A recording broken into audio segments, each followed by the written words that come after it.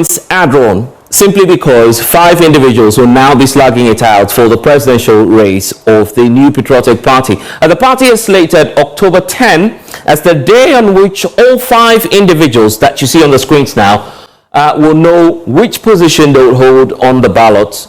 Hello people, welcome back to our channel. It's always your girl Pleasure bringing you political news in our channel Ghanatube. And as a constant reminder that this is actually a better place to get all your Ghana news, trending news, and what is actually happening in Ghana, following all the actions that our president has actually been taking to make sure that Ghana becomes the best as he has always promised. Don't forget the accountability and all the vices, all the implementations that President John Mahama and the ministers are actually doing already. Please. Ahead of the presidential primaries slated for January next year. You see 5 individuals there, including engineer Kwabena Ajay Ejapon, Kennedy Ejapon is in that mix, Dr. Brian Echampon, Dr. Mahmoud Obamia, and Dr. Yao Osei Educhim. All these 5 individuals from a communique that we're learning from the New Patriotic Party will now have the opportunity to appear on the ballot of the New Patriotic Party for that fiercely contested race, which many believe will be the make or break of the New Patriotic Party. But how has the party fared in times past relating to matters of the presidential elections when it comes to the national picture? Let's get to the breakdown for you, because you also need that to give you a perspective of where the New Patriotic Party finds itself now and why they desperately need a leader to take them out of their electoral misfortune. So let's get to the data for you as you would have it on the screens now.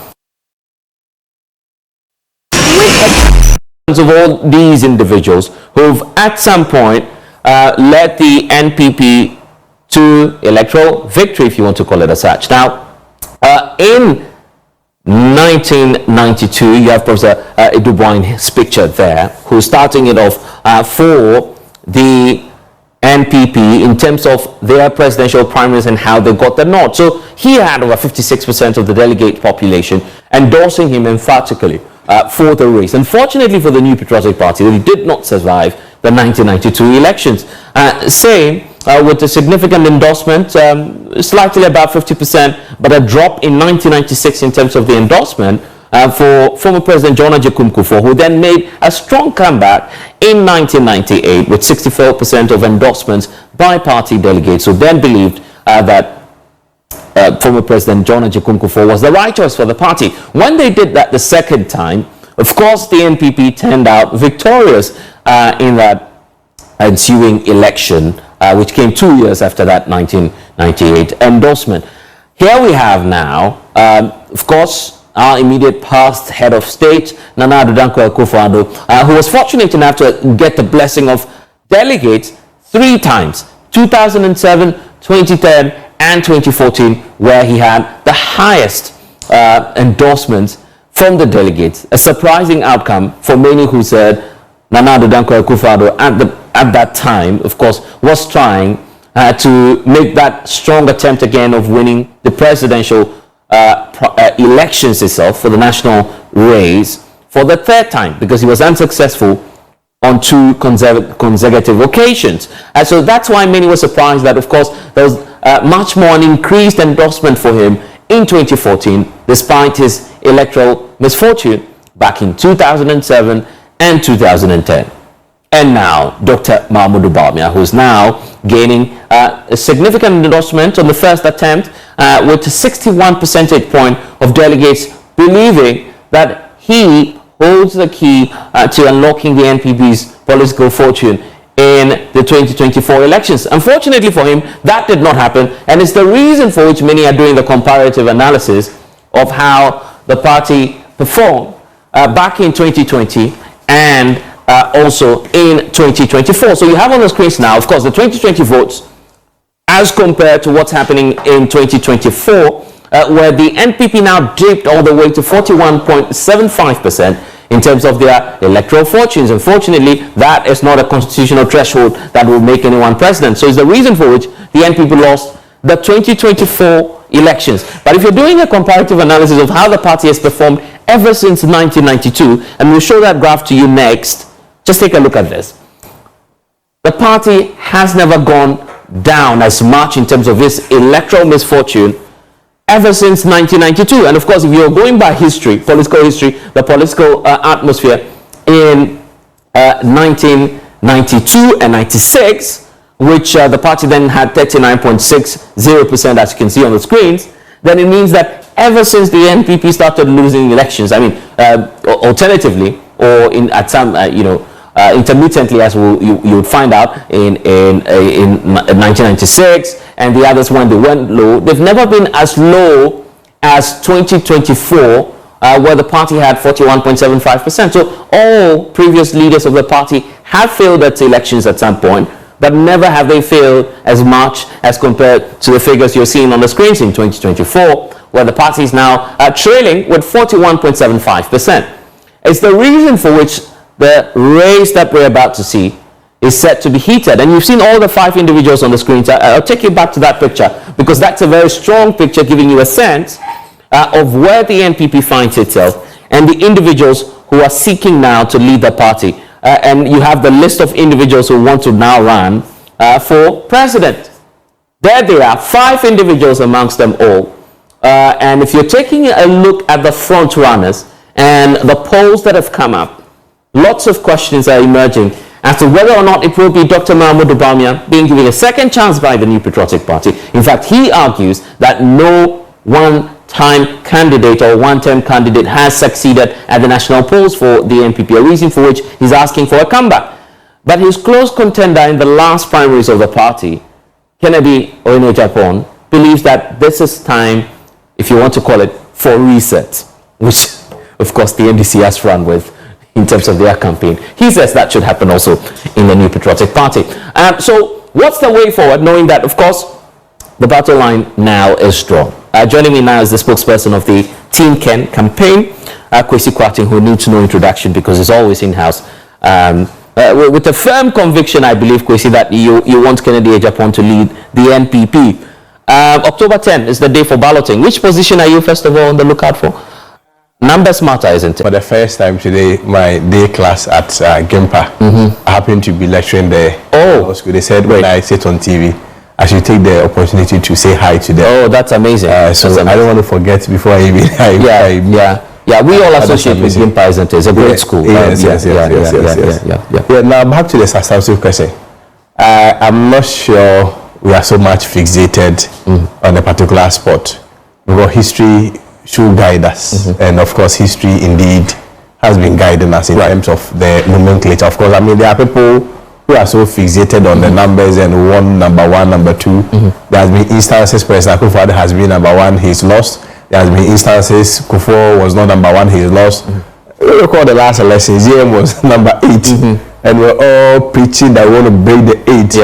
And we call the fact that Dr. Bawumia was number 1. We felt that I mean, usually it's easy for people to, especially people. Yeah, but it's really easy, isn't it? If you're number 1, I just go into the ballot box. I don't want to look at what's happening below. I just go number 1. But from the last election, we have learned a very great lesson. That doesn't matter. Yeah, it doesn't matter, because for people to move from 1 up to 2, 3. Jump 5, 6, 7, and go to 8, and you realize the margin of the vote difference, the vote shares that President Mahama had vis-a-vis ours. If you look at even comparing our vote share vis-a-vis that of the 2020 vote share that we had, that's a decline of about 2.1 million votes difference, despite the fact that our candidate was still number 1. We still lost to President Mahama with about 1.7 million votes difference out of 276 constituencies. Unfortunately and sadly enough, we lost about 199 constituencies, which is about 72% rejection rate. And interestingly and very sadly now, out of about 9 regions in this country, NPP has just 5 parliamentary seats. And then this year has 93 of them. There are 4 regions we don't even have a seat at all. 345,000 and over of our voters voted for our PCs. Yes, they voted against our presidential candidate. So, I mean, in spite of what they say, he was still number 1. So, we have learned a very great lesson that sometimes it's not really about the numbers, but it's also about the acceptance acceptance of the candidate. These are all the misfortunes of the NPP after the 2024 elections. How much of a responsibility is your candidate taking, Kennedy Ejapon? In terms of... Oh, your misfortune. You can't say that it was all the fault of President Akufo-Addo and his Vice President, Dr. Mahmoud Bawumia, was it? I mean, that would be an unfair assertion. But ultimately, when you are a leader of any group, and especially for a political contest like this, the natural expectation is that the leader who took us to the election, most importantly, and at all times have to come out to take responsibility on behalf of the whole party. It does not also... You're still going back to blame Dr. Mahmoud? No, not necessarily. Not necessarily. I mean, it doesn't also mean that if you are Kennedy Ejapon or any other candidate, you don't take responsibility. Ultimately, we need to take collective responsibility as a party.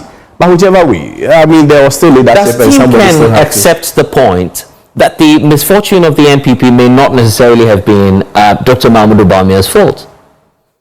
Well, you see, we are not trying necessarily to pin it on him, but at the same time, we are also unable to separate him from the factors that also caused our defeat. For instance, if we talk about the DDEP, one of the factors that angered people to vote against us, it will be very difficult for the candidate Bawumia to disassociate himself from it because he played a very key role in the government. For instance, if you look at, for instance, say, the exchange rate.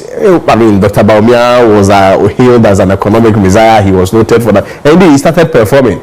It may not necessarily have been his doing, but at the end of the day, the data has it that from 1:4, where Mahama left it, he took it, or we as a party, of course, I mean, he led the economic management team, took it from 4 to 17. In that circumstance, whether he did it, or it was even a collective responsibility, ultimately he will still bear out of the equation. I'm not sure it's a matter of apportioning blames. I'm not sure that is the conversation. But the conversation and the broader conversation has been that whichever way, if you look at the factors that caused our defeat, most of the factors may be systemic and will still affect us as a party. Don't you think that if I was allowed to land, so it is even the more reason why we are of the view that at a crucial time like this, even in the spirit of revival, we will need a new face to bring the party together, go for the next election. We are confident that a new face will revive the party. Are you not guided by history that no first-time candidate of your party has ever made it to the national election successful? We are very much aware of the history. I shared some data with your production team, and if respectfully they can also share, maybe be able to guide us. You see, nobody is saying that people have come for the first time and won in NPP. But the track record also for the removal of a mandate, especially in the second chance debate, has always been contingent on a candidate's performance. We are not saying that, well, Dr. Bawumia should not be given the opportunity because in NPP history nobody has won for the first time. But indeed, even in terms of a first round, there has been a candidate who has won for the first round. But if you look at the voter share from Edubuahe's time, and if you look at it, if you look at Edubuahe, for instance, in 92, he had about 1.2 million votes, right? And we must point out that this is your own source data. Yes. But I mean, it's subject to verification by any other person because it's within the public space. If you look at Edubuahe's data, Edubuahe's vote share, that's about 1.2 million. And I mean, context is also very important. This was a time where we're transitioning from a military era to a democratic era. So the circumstances surrounding the election will not that be clear. It will obviously be hostile. Yes, so between him and President Rawlings, the vote difference was even about 1.1 million. Please do well to like, comment, and follow. Put on notification bell so you get all our news one by one. Thanks, my